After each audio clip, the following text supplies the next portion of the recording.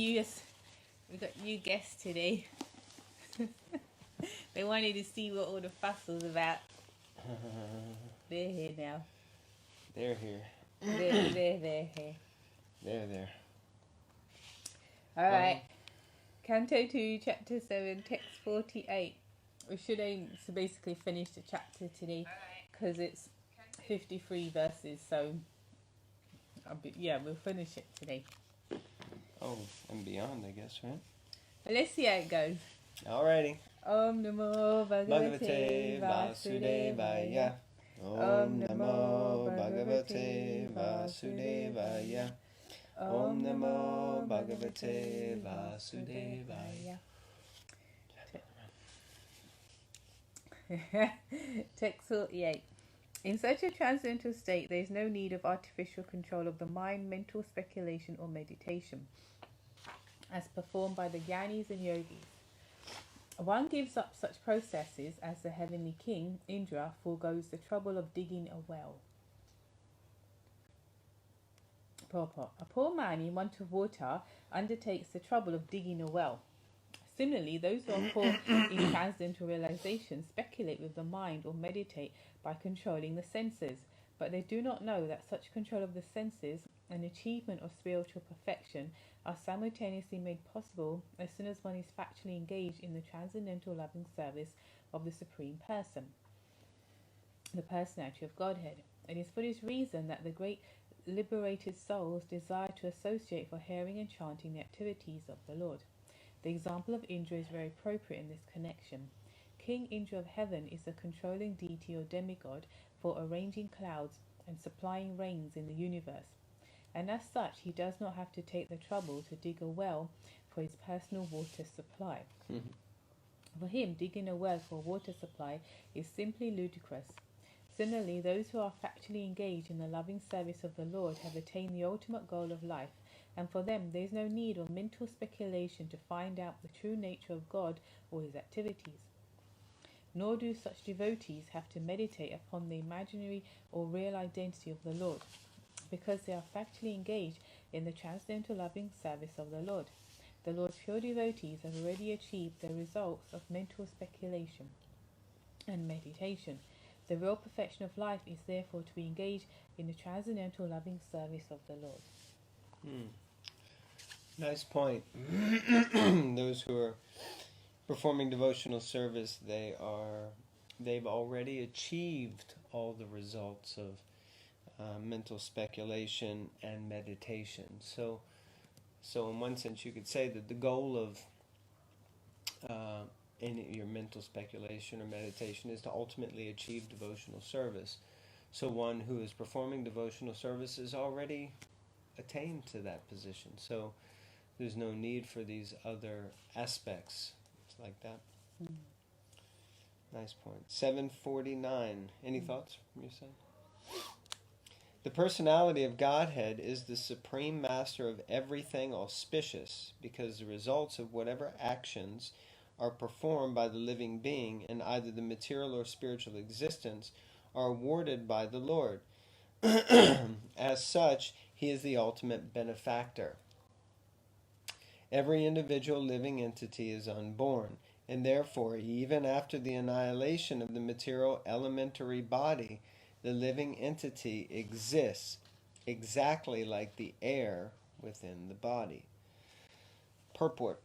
The living entity is unborn and eternal, and as confirmed in the Bhagavad Gita 2:30, the living entity is not exhausted even though the material elementary body is vanquished. As long as the living entity is in the material existence, actions performed by him are rewarded in the next life, or even in the present life.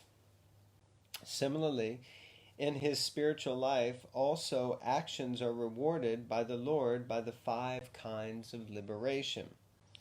Even the impersonalist cannot achieve the desired merging into the existence of the Supreme without being favored by the Supreme Personality of Godhead. It is confirmed in the Bhagavad Gita 4:11, that the Lord awards similar results as one desires in one's present life. The living entities are given freedom to make their choice, and the Lord awards them accordingly. Tesham sarati yuktanam bhajatam pratipurvikam dadami buddhi yogam tam. Nope, that's not it. 411 is, what's 411? Yayatama prapadyante tams tataiva bhajami mam. Mama vart manovartante manasha parta sarvasha. As all surrender unto me, I reward them accordingly. Yes, ma'am? Something? We like shlokas around here. At least I do. There you are. It is the duty of everyone, therefore, to worship devoutly only the personality of Godhead to achieve his desired goal. The impersonalists, instead of speculating or meditating, can directly execute the routine devotional service of the Lord and thus easily obtain the desired goal. The devotees, however, are naturally inclined to become associates of the Lord and not merge in the spiritual existence, as conceived by the impersonalists. The devotees, therefore, following their constitutional instincts, achieve the desired goal of becoming servitors, friends, fathers, mothers, or conjugal lovers of the Lord. The devotional service of the Lord involves 9 transcendental processes such as hearing and chanting, and by performing such easy and natural devotional services, the devotees achieve the highest perfectional results, far, far superior to merging into the existence of Brahman. The devotees are therefore never advised to indulge in speculating upon the nature of the Supreme or artificially meditating on the void.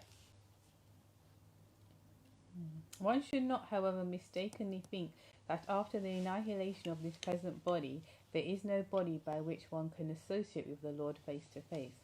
The living entity is unborn. It is not that he is manifest with the creation of the material body.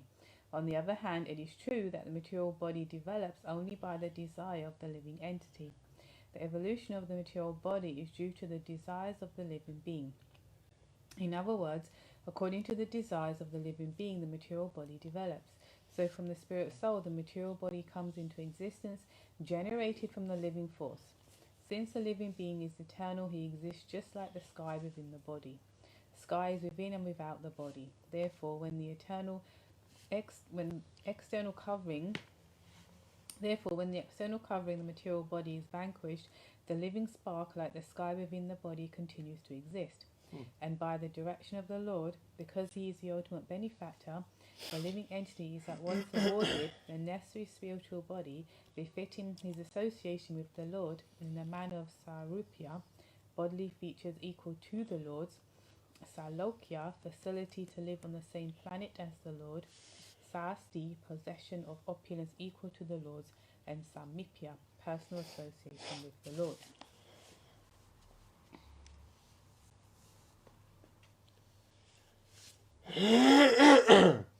The Lord is so kind that even if a devotee of the Lord cannot fulfill the complete course of devotional service, unalloyed and uncontaminated by material association, he is given another chance in the next life by being awarded a birth in the family of a devotee or rich man, so that without being engaged in the struggle for material existence, the devotee can finish the remaining purification of his existence, and thus immediately, after relinquishing the present body, go back home, back to Godhead. This is confirmed in the Bhagavad Gita. In this connection, detailed information is available in the Bhagavad Sandarbha of Srila Jiva Goswami Prabhupada. Once achieving the spiritual existence, the devotee is eternally situated there, as already discussed in the previous verse. That's nice. Now, interesting that I was hearing a lecture by Srila Prabhupada the other day, and he was explaining, someone asked, so sort of free will is never taken away, something to that effect. And then they said, so is it that when you go back to the spiritual world, you can't come back here. And interestingly, Prabhupada said, no, you can, but you don't. And then he described, so just like a child that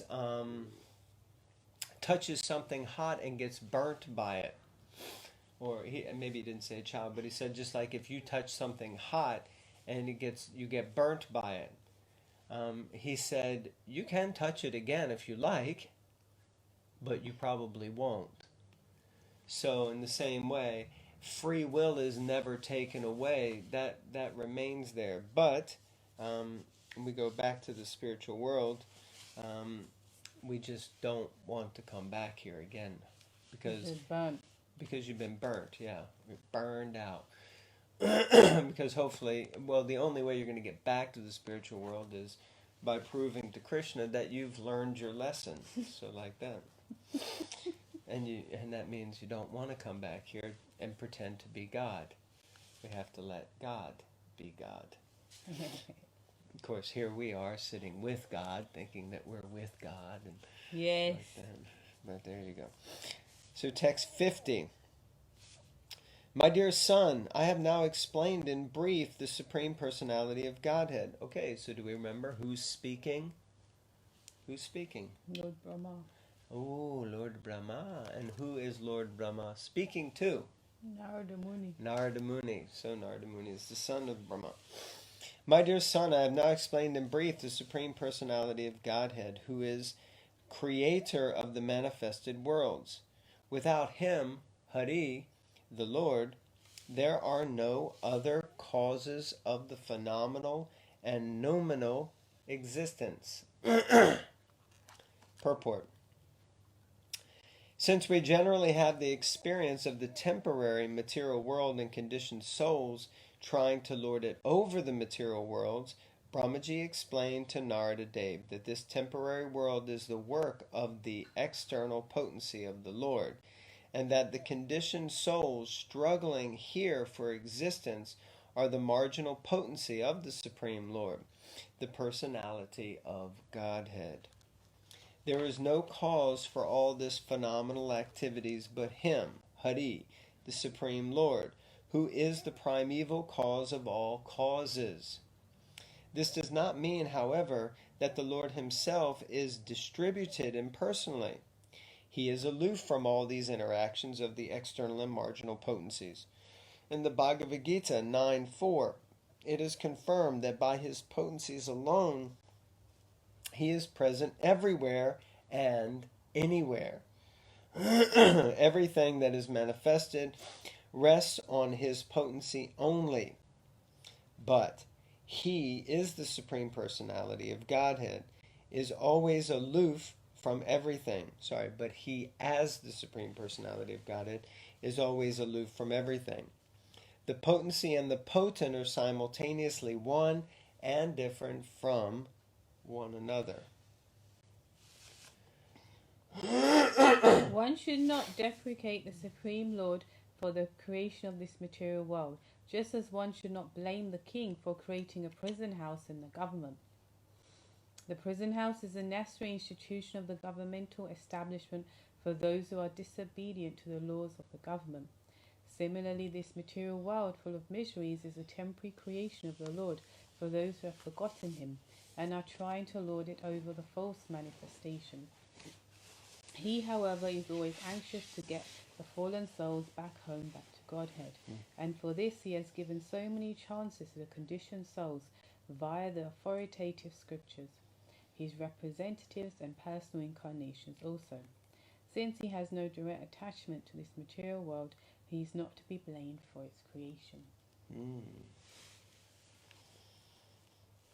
Interesting. Any thoughts? Okay. 51. Excuse me.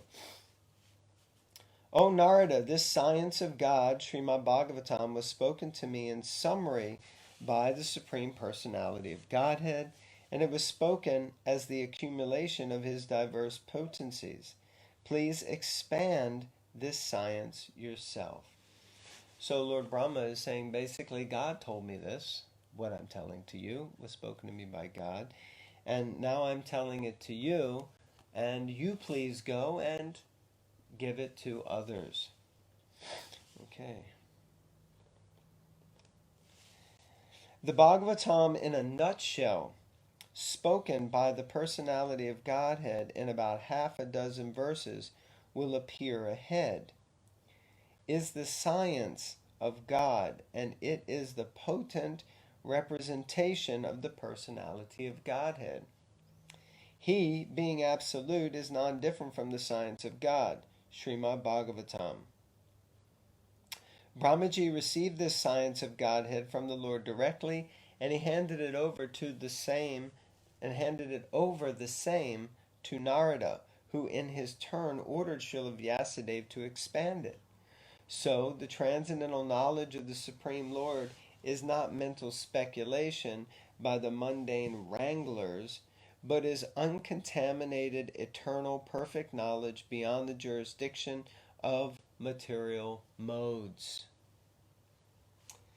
The Bhagavad Purana is therefore the direct incarnation of the Lord in the form of transcendental sound, and one should receive this transcendental knowledge from the bona fide representative of the Lord in the chain of disciplic succession, from the Lord to Brahmaji, from Brahmaji to Narada, from Narada to Vyas, from Vyas to Shukadev Goswami, from Shukadev Goswami to Sutta Goswami.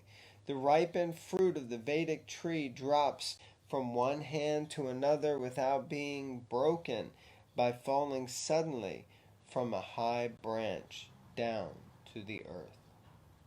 Wow.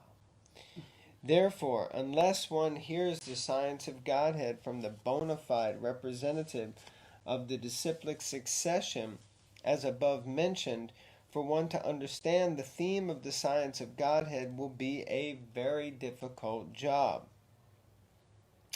It should never be heard from the professional Bhagavatam reciters who earn their livelihood by gratifying the senses of the audience.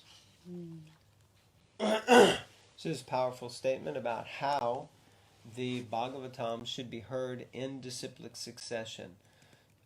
Just as Lord Brahma is saying to Narada, I heard it, and now I'm giving to you, and so you should pass it on in that way. Like that. Right. Text 52.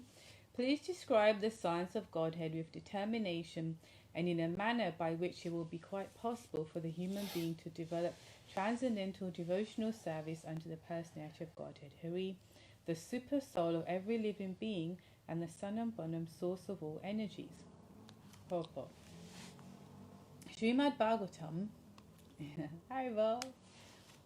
Srimad Bhagavatam is the philosophy of devotional service and the scientific presentation of man's relationship with the Supreme Personality of Godhead. Prior to the age of Kali, there was no need for such a book of knowledge to know the Lord and his potent energies. But with the beginning of the age of Kali, human society gradually became influenced by four sinful principles, namely illegitimate connection with women, intoxication, gambling, and unnecessary killing of animals. Because of these basic sinful acts, man gradually became forgetful of his eternal relation with God. Therefore, man became blind, so to speak, to his ultimate goal of life. The ultimate goal of life is not to pass a life of irresponsibility like the animals and indulge in a polished way in the four animal principles, namely eating, sleeping, faring, and mating. For such a blind human society in the darkness of ignorance, Srimad Bhagavatam is a torchlight to see things in proper perspective.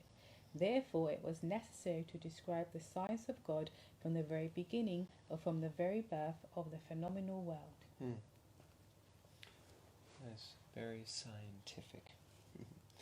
As we have already explained, Srimad Bhagavatam is so scientifically presented that any sincere student of this great science will be able to understand the science of God simply by reading it with attention or simply by regularly hearing it from the bona fide speaker. Sorry about that. Everyone is hankering after happiness in life. Yes, everyone wants to be happy. Haribol. But in this age, the members of human society, blind as they are, do not have the proper vision that the personality of Godhead is the reservoir of all happiness, because he is the ultimate source of everything. Janmad yasya yataha. Happiness in complete perfection without hindrance can be achieved only by our devotional relationship with him. And it is only by his association that we can get free of distressful material existence. Even those who are after the enjoyment of this material world can also take shelter of the great science of Srimad Bhagavatam, and they will be successful at the end. So whether you're not attached or whether you are attached, take shelter of Srimad Bhagavatam and become liberated. Narada is therefore requested or ordered by his spiritual master to present this science with determination and in good plan. Narada was never advised to preach the principles of Bhagavatam to earn a livelihood. Interesting. He was ordered by his spiritual master to take the matter very seriously in a missionary spirit. So some interesting points there. So even those who are after material enjoyment can take shelter of Srimad Bhagavatam and be successful. So that's a really important point. And the other point is that Narada was ordered to be a missionary. So, in one sense, Lord Brahma gave him instruction. Do it. Go and do it. You be a missionary. You spread this knowledge around like that. Okay, text 53. The Lord's activities in association with his different energies should be described, appreciated, and heard in accordance with the teachings of the Supreme Lord. If this is done regularly, with devotion and respect, one is sure to get out of the illusionary energy of the Lord. Jai Haribo! Haribo! So, by regularly hearing the Bhagavatam, this is called, what is it called? No, it is called, Shastrapal or Shrutipal. This is a fruit that's given. Like sometimes you might play video games and you have to go around collecting fruits. So we also have to collect the fruits of love of Godhead. So this is, I think it's called Shrutipal, Phal, fruit, which means that this is one of the fruits or gems that is given often at the end of a chapter or at the end of a section. So this is Lord Brahma offering this pal, this fruit. Purport. The science of learning a subject matter seriously is different from the sentiments of fanatics. Fanatics or fools may consider the Lord's activities in relation with the external energy to be useless for them, and they may falsely claim to be higher participants in the internal energy of the Lord. But factually, the Lord's activities in relation with the external energy and the internal energy are equally good. On the other hand, those who are not completely free from the clutches of the Lord's external energy should devoutly hear regularly about the activities of the Lord in relation with the external energy. They should not foolishly jump up to the activities of the Lord's internal energy, falsely attracted by such activities as is Rasa Leela. The cheap reciters of the Bhagavatam are very much enthusiastic about the activities of the Lord's internal potencies, and the pseudo-devotees absorbed in material sense enjoyment falsely jump to the stage of liberated souls and thus fall down deeply into the clutches of the external energy. So if you try to jump ahead and you're not qualified, then booyaka, you get knocked back down in a serious way. Some of them think that to hear about the pastimes of the Lord means to hear about his activities with the gopis, or about his pastimes like lifting the Govardhan hill. And they have nothing to do with the Lord's plenary expansion as the Purusha avatars and their pastimes of the creation, maintenance, or annihilation of the material worlds. But a pure devotee knows that there is no difference between the pastimes of the Lord, either in Rasa Lila or in the creation, maintenance, and destruction of the material world. Rather, the descriptions of such activities of the Lord as the Purusha avatars are specifically meant for persons who are in the clutches of the external energy. Topics like the Ras Lila are meant for the liberated souls and not for the conditioned souls. The conditioned souls therefore must hear with appreciation and devotion the Lord's pastimes in relationship with the external energy, and such acts are as good as the hearing of Ras Lila in the liberated stage. In the Srimad Bhagavatam, You just didn't say a conditioned soul? yeah. Oh, it's just the way you dramatically stopped. No, because I thought that was very powerful. A conditioned soul should not imitate the activities of liberated souls. Thus, Lord Sri Chaitanya never indulged in hearing the Rasa Lila with ordinary men. Okay. In the Srimad Bhagavatam, the Science of God, the first 9 cantos prepare the ground for hearing the 10th canto.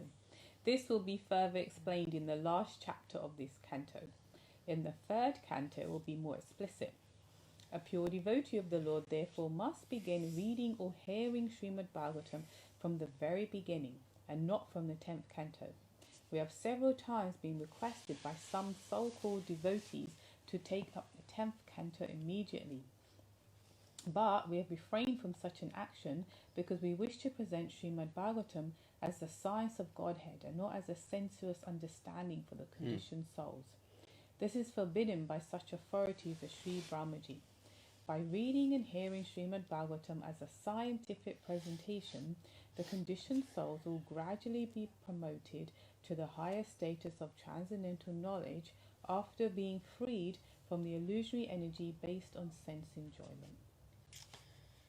Thus end the Bhaktivedanta purports of Srimad Bhagavatam, of the 2nd canto, 7th chapter of the Srimad Bhagavatam, entitled Scheduled Incarnations with Specific Functions. So very nice way to end this chapter, explaining that the Bhagavatam first should be heard from the very beginning up until the end, not that one should skip to the Rasa Lila, otherwise there's a danger of falling down into the deep, dark clutches of the material energy. And also Srila Prabhupada mentioned that he himself was invited or encouraged to go ahead and skip straight to the 10th canto, but he said, no, you can't do that. That's not what I'm going to do. So, as we heard, we should be as eager to hear about the creation, the maintenance, and the destruction of the material world, of the universe, as we are about Rasa Lila, because it's all on the absolute platform. Any last thoughts? Yeah, it's true. Well, that's good. And it's interesting because that's not everyone there is necessarily jumping to the 10th canto. Some people might like hearing about hellish planets, or about the intricacies of the planet, astrology and the planets and all this. Less so, or should I say more so, than, because you can't always relate to the pastimes, you know? Depending where you come, it's like, what's going on? This little boy is beating up asses and he's messing around with these cowherd. It's weird, but so some people are naturally inclined, because that's where we're coming from. We're coming from the material world where we used to facts and figures and tell me about the planets, tell me about hell, you know, tell me if you do this, this happens. Sometimes people find that interesting. Oh, what happens if I, commit this thing, if I do that? So, yeah, anyway. Not sure how many people are skipping to the 5th canto of the Bhagavatam, but anyway, there are definitely different strokes for different folks. All right, so I think that finishes the the 7th chapter of the 2nd canto, and this Yes. also means that we'll not be reading from this Srimad Bhagavatam, this beautiful, beautiful book with a picture of Sri Sri Radhalandanishwar on the front. So we'll move on to another book, or at least she's reading from the book. But it was nice, so nice that during the marathon especially we're reading from this. And if anyone wants a copy of this beautiful, beautiful Bhagavatam, which is limited edition in one sense, then you can please contact us here, and we'll do whatever we can to make sure that you get a copy. Thank you very much for joining us. Hare Krishna, Hare all glories to Krishna. Srila Prabhupada, Jagannath Baladev, Subhadra Devi, Ki Jai. Jai, Hare Krishna. Hi, Vo.